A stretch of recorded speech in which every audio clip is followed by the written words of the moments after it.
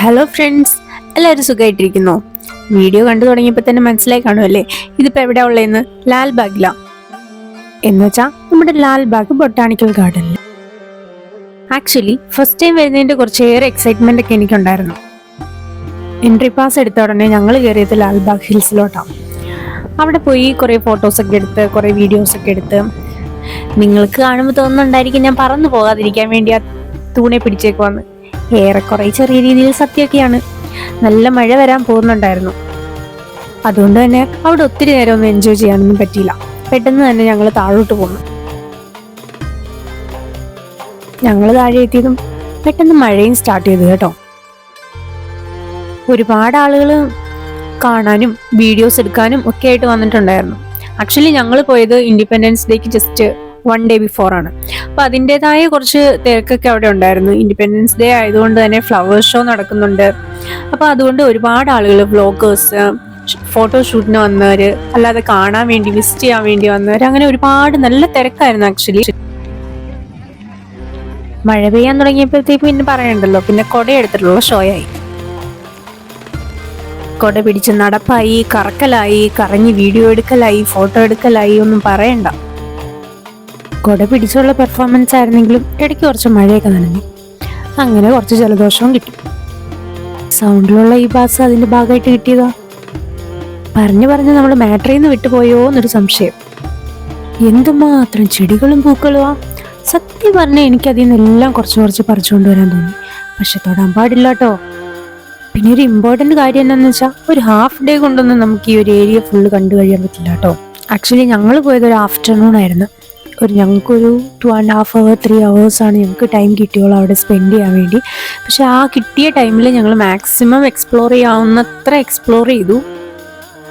പിന്നെ ഒരു കാര്യം എന്താണെന്നറിയാമോ, ഔട്ട്സൈഡ് ഫുഡ്സ് അലൗഡ് അല്ല അവിടെ. എന്നിരുന്നാൽ പോലും നമുക്ക് അഫോർഡബിൾ ആയിട്ടുള്ള റേറ്റിൽ ഇൻസൈഡിൽ ഒരുപാട് ഫുഡ് വെറൈറ്റീസ് ഒക്കെ അവൈലബിൾ ആണ്. അങ്ങനെ നടന്ന് നമ്മളിത് ഫ്ലവർ ഷോ നടക്കുന്ന ഏരിയയിലോട്ട് വന്നിട്ടുണ്ടേ. പുറത്തുള്ളതിനേക്കാളും ആളുകൾ കൂടുതൽ ഫ്ലവർ ഷോ നടക്കുന്ന ഈ ഏരിയ തന്നെയായിരുന്നു. വീഡിയോസ് എടുക്കാനും ഫോട്ടോസ് എടുക്കാനും ഒക്കെ ആയിട്ട് ഒരുപാട് ആളുകൾ വന്നിട്ടുണ്ടായിരുന്നു. ഫാമിലി ആയിട്ടോ ഫ്രണ്ട്സ് ആയിട്ടോ ഒക്കെ വന്ന് ടൈം സ്പെൻഡ് ചെയ്യാൻ പറ്റിയ ബാംഗ്ലൂരിലെ one of the best place ആണ് Lalbagh botanical garden. Flower show usually നടക്കുന്നത് വർഷത്തിൽ 2 പ്രാവശ്യമാണ്.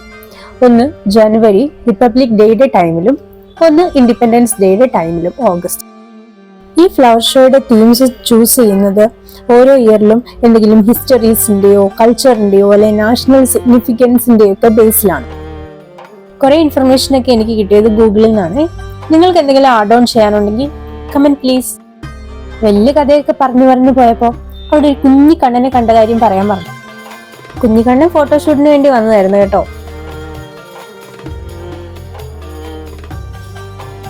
കുറച്ചു നേരം അവൻ്റെ ഫോട്ടോഷൂട്ടൊക്കെ നോക്കി നിന്നിട്ട് ഞങ്ങൾ നേരെ ഗ്ലാസ് ഹൗസിലേക്ക് പോയി.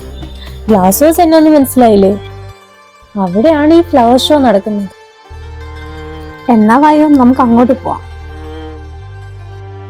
പൂക്കളും ചെടികളും ഇഷ്ടമുള്ളവരുടെ ഹെവനാണ് ശരിക്കും പറഞ്ഞാൽ ഈ ഗ്ലാസ് ഹൗസ്. അതുകൊണ്ട് തന്നെ അവിടെ നല്ല തിരക്കായിരുന്നു. ഫോട്ടോസും വീഡിയോസും ഒക്കെ എടുക്കാൻ ഭയങ്കര ബുദ്ധിമുട്ടായിരുന്നു. എന്നാലും മാക്സിമം കുറെ വീഡിയോസും ഫോട്ടോസും ഒക്കെ എടുത്തിട്ടുണ്ട്. ഈ ഫ്ലവർ ഷോയുടെ തീം ബേസ് ചെയ്തിരിക്കുന്നത് ഇന്ത്യൻ സ്വാതന്ത്ര്യ സമരത്തിലെ 2 പ്രതീകങ്ങളായ കിറ്റൂർ രാജ്ഞി ചെന്നമ്മയുടെയും സാങ്കോളി രായണ്ണയുടെയും സമരഗാഥയാണ് പൂക്കളുടെ രൂപത്തിൽ ഈ പ്രാവശ്യത്തെ ഫ്ലവർ ഷോയിൽ പ്രദർശിപ്പിച്ചിരിക്കുന്നത്. കൂടുതൽ വർത്താനം പറഞ്ഞ് ഞാൻ നിങ്ങളെ ബോറടിപ്പിക്കുന്നില്ല. നിങ്ങൾ തന്നെ കണ്ടു നോക്ക് എങ്ങനെയുണ്ടെന്ന്.